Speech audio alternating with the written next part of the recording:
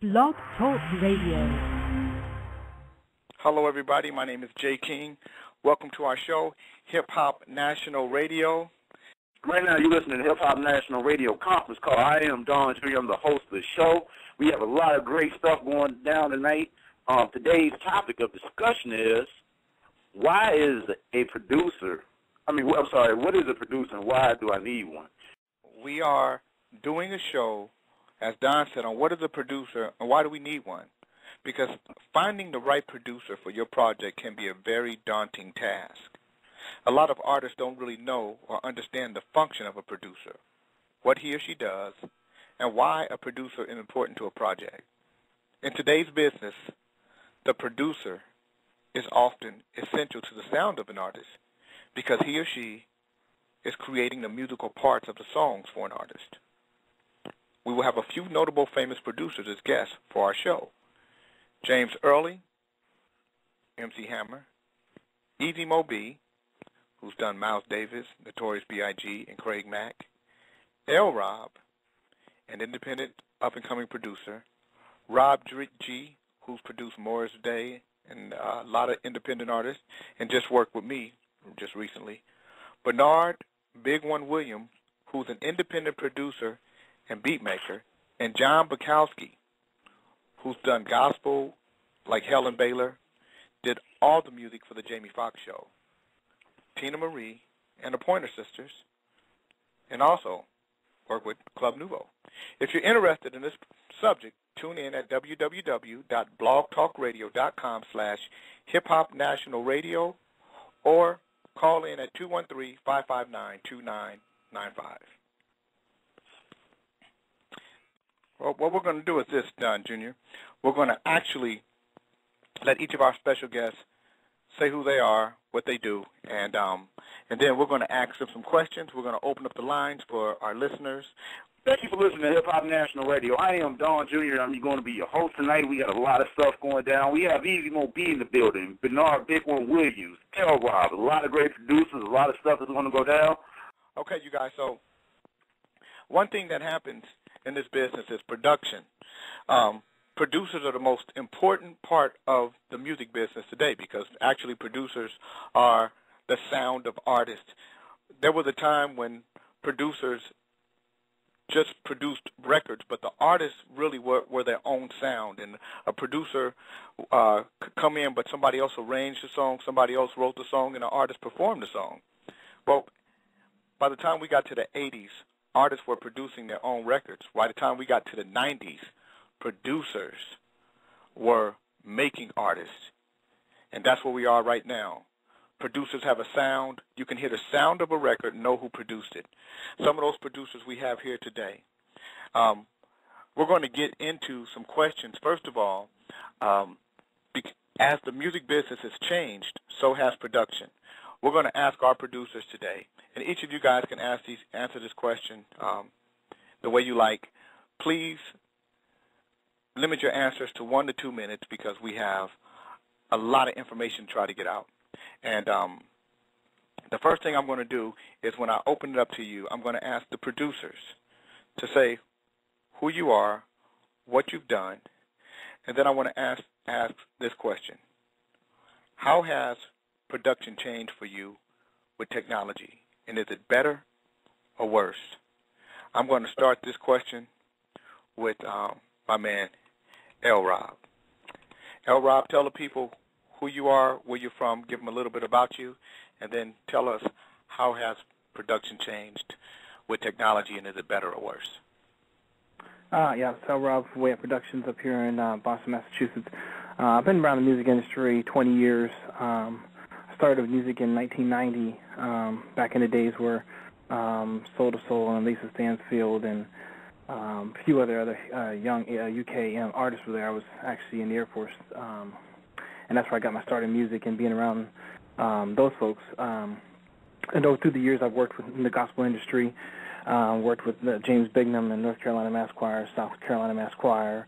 I worked a little bit with the London Mass Choir when I was over there too as well, in the studio working on tracks. I think the music industry in the last 20 years that I've been exposed to it, as a intern and then doing some stuff on my own and to now has revolutionized the business. Back in the days of old, you had to go in the studio.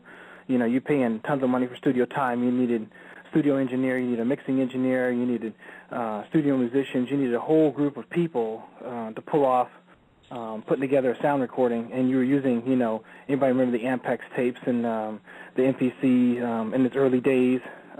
You had a lot of manual processes in being able to do it and to get the sound just right.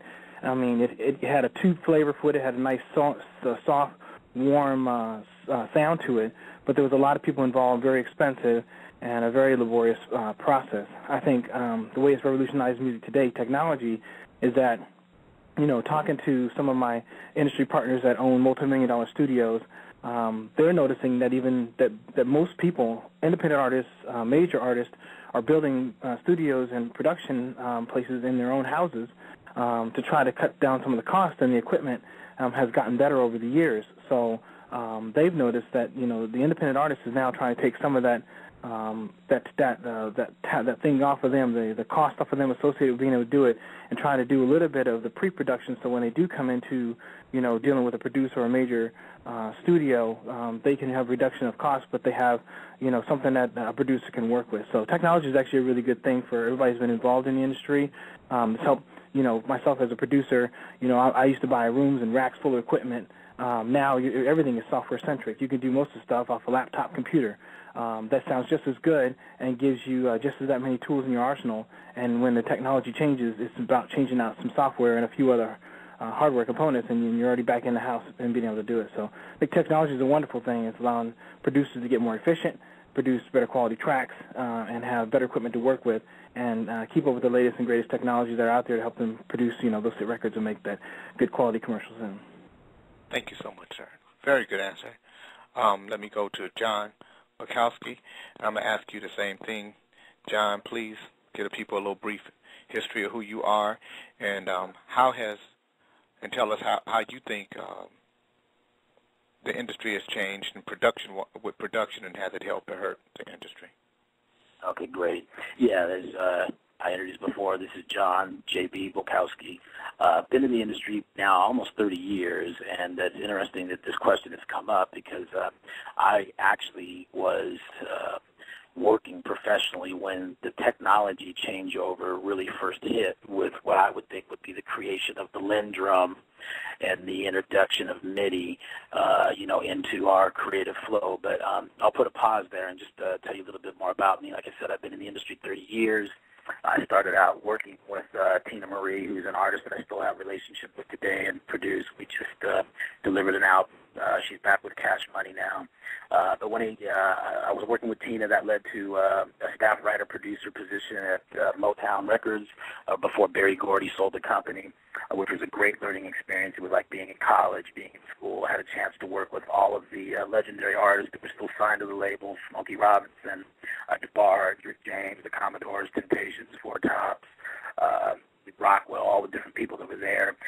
Another unique part of that was that some of the at that time were going to become the biggest industry executives, over the last 20, 25 years, such as Benny Medina, Suzanne DePass, Suzanne DeCosta, Miller London, Skip Miller, Tony Anderson, Kerry Gordy, Jesus Garber, Dennis Lambert, people of that nature. I had a chance to kind of run around as a kid in the halls and really learn the behind-the-scenes side of the record industry.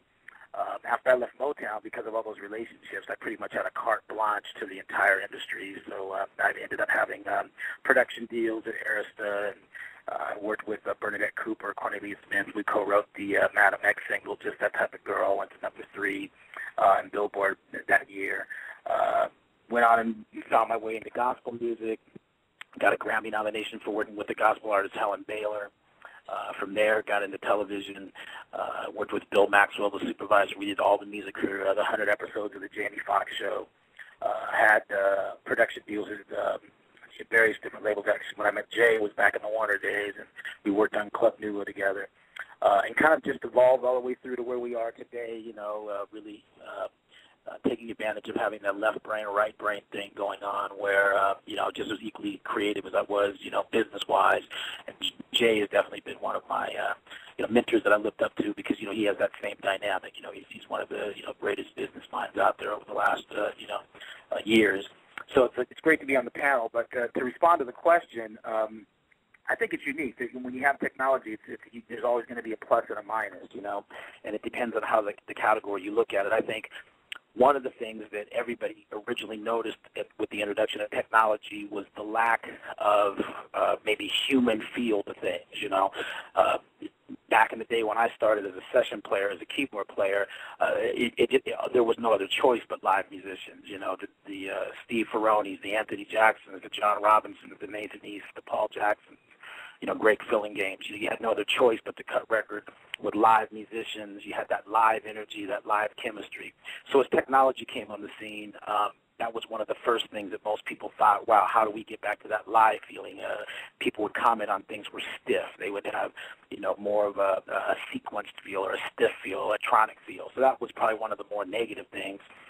One of the positive things that I think the technology has done is really opened up the playing field for a lot more people to be able to participate in the creative process. With the advent of sequencing and, desktop applications, that, do different things like, Logic does the Apple loops and, of course, the samples and all the different things. And there's so many plugins now and so many ways of going about it, all the vocal, correction tools that, if you can't sing the part correctly, the thing auto-tunes it for you. And, so what that's ultimately done is made the level of quote-unquote musicianship necessary to produce a record, to deliver a record, really open to the masses. This technology is very affordable. You can walk into a Guitar Center and get a Pro Tools rig for $200. Whereas back in the day, to record anything at any level of digital quality or be able to release it in the marketplace, you'd be spending literally hundreds of thousands of dollars on the production of a record. And so depending on how people look at that, that could be a plus or a minus. But I think those are the two biggest things that I would, proudly say that I see technology doing here in this last, 20 years as we've evolved through all the different stages, for our industry. Thank you so much. And I think you're absolutely right. I'm not going to even talk right now. I'm just going to go straight to Easy Mo B. Same question to you, Easy. Hey, what's up? Can y'all hear me? Yes, sir. Hey, well, I'm Easy Mo B, producer. Been in the music business now going on 21 years. I started out with a group called Rapping is Fundamental. We went on to record with Miles Davis to produce a Grammy Award-winning album. This album was called Doo-Bop. After that, I had a very instrumental role in the early formation of Wu-Tang, working with artist Genius, later to become the GZA. RZA, the producer himself, I actually produced him early on in my career. They went on, of course, to come out with 36 Chambers, and the rest is history. Also, you have the Notorious B.I.G.'s albums, Ready to Die and Life After Death. You have my involvement with Tupac on Me Against the World, Thug Life, and the Show soundtrack. You also have Busta Rhymes, Alicia Keys, Public Enemy, LL Cool J, Queen Latifah, the Lost Boys, Craig Mack, which a lot of people know me for with the Flavor in Your Ear track. No need to continue to reel off on and on. You could Google Easy Mo B, EASY MOBEE to see the rest of my discography. But to answer the question, I kind of agree with AJ. What was your boy's name that came on just before me? John Bukowski. Yeah, I kind of agree with him. I wasn't in the industry at the time when they were making the changeover from, live natural instrumentation to MIDI. But, of course, we noticed the difference. I noticed the difference right away, with the different feel in the music. And I got a friend.